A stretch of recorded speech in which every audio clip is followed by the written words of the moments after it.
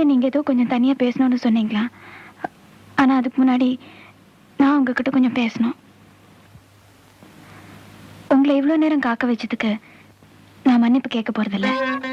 ஏன்னா நான் செஞ்சது தப்புன்னு எனக்கு தோணல. எனக்கு இது பிடிக்கல.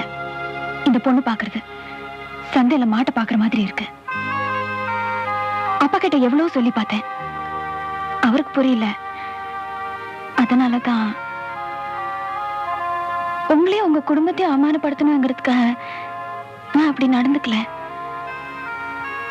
எங்க அப்பா அம்மா நான் நல்ல பொண்ணு, அடக்கமான பொண்ணு, குடும்பத்துக்கு ஏத்த பொண்ணு, அப்படி இப்படின்னு நிறைய சொல்லியிருப்பாங்க. ஆனா நான் அப்படி இல்லை. என்கிட்ட நிறைய குறை இருக்கு.